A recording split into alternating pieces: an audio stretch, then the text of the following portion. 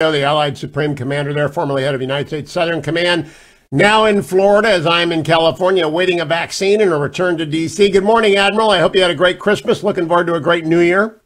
I did indeed, Hugh. And my good news of the day is I have two son-in-laws who are both frontline physicians treating COVID on a daily basis, and a daughter who's a nurse practitioner, same frontline COVID. All three of them have now gotten their shots. So that is great news. Let me ask you, Admiral, I think local governments are bollocksed up on this beyond frontline. They got too many committees and not enough action. And I'm jumping the order of sequence. I was going to do stories, but I'm going to jump to it. You've run a lot of complex organizations. There are 3,000 counties in 48 states. They're called parishes in Louisiana and covens in Pennsylvania. So 50 states with 3,000 units distributing this.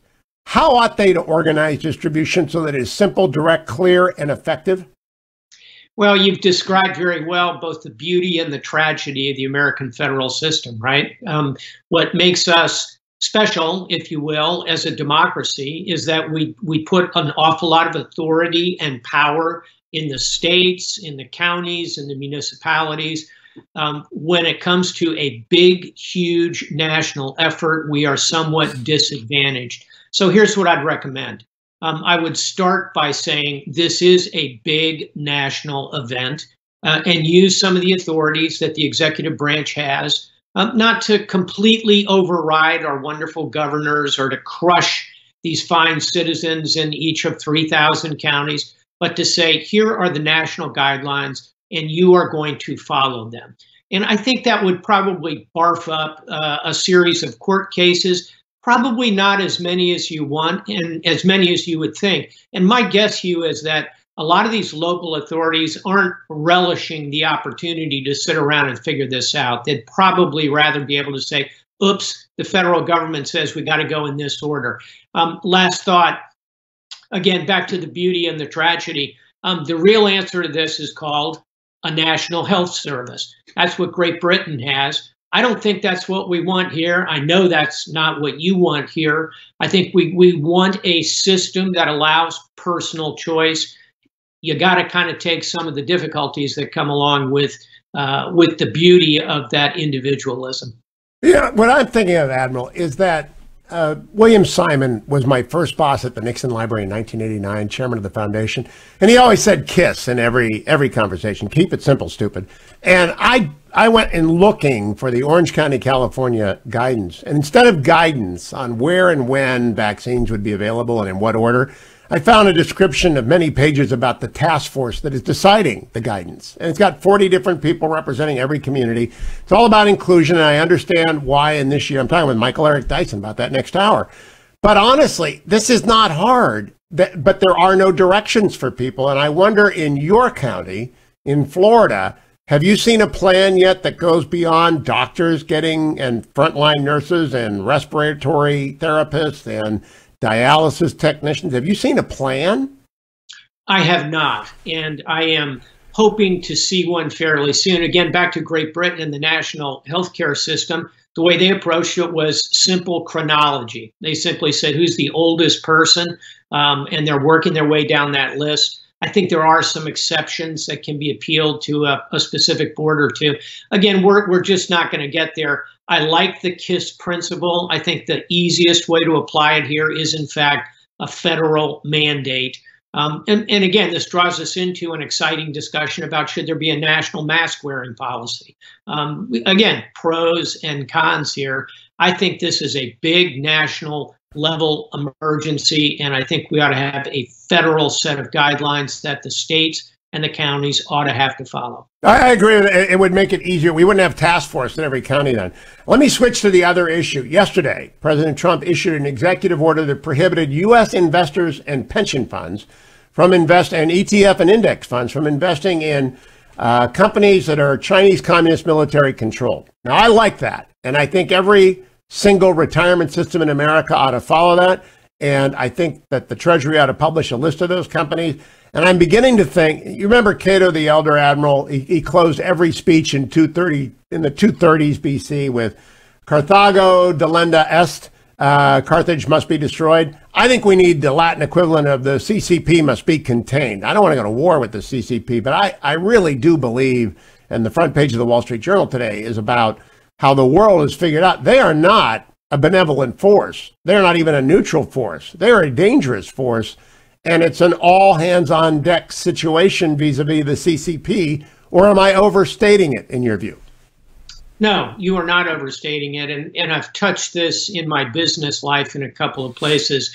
And I will tell you that the Chinese Communist Party is, in fact, an enormous malign actor that runs businesses. And I suspect a lot of listeners don't really appreciate that. I mean, picture the Pentagon running a side business that owned not just even military and defense companies, which would be anathema in our system, but also owns companies that make shoes, that make cereal, that purify water, supposedly. This is really pernicious. And it's a way of putting money in the pockets of the senior military, so the senior military remain loyal to the regime. It's a rotten system from top to bottom, and it's the opposite of what we have here, where our military is resolutely apolitical and not paid very much money, and that's fine because that's the price you pay for the right to serve, as we say in the United States military. So what we ought to be doing is exactly what you described. We ought to be revealing the exact extent of this. And that means, not, in my view, not only publishing a list of companies that the CCP actually owns, show how it's linked together, show how the funding flows from the profits of these companies into the pockets of these generals, show how those dollars specifically go into programs that undermine U.S. defense interests around the world. They're funding the responses to the freedom of navigation patrols we are rightfully running in the South China Sea to preserve those as international waters. So step one is reveal. Step two, as you describe, is to sanction and lay out the case for doing so.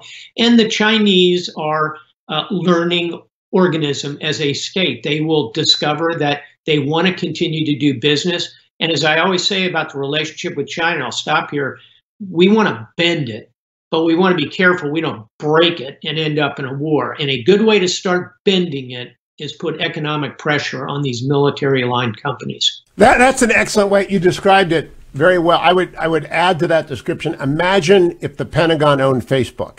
That's actually what we've got with some of these companies. And we've just got to reveal and then restore integrity. So, Admiral, last question. I think General Austin will get his waiver. From what I understand, I think he'll get his waiver, though there will be some pretty principled opposition, not to the man, but to the idea. Have you gotten any other sense of who else is staffing up the Pentagon and the State Department out of Team Biden? Has the president-elect shown his hand?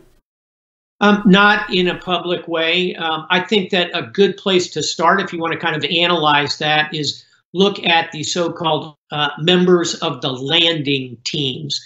These are the designated officials from the transition, the Office of the Transition of the President-elect, who are authorized to go to the Pentagon and sit with their counterparts in the organizational structure. So at the top of that is an extremely competent, capable woman, Dr. Kathleen Hicks, Kath Hicks. She works at CSIS.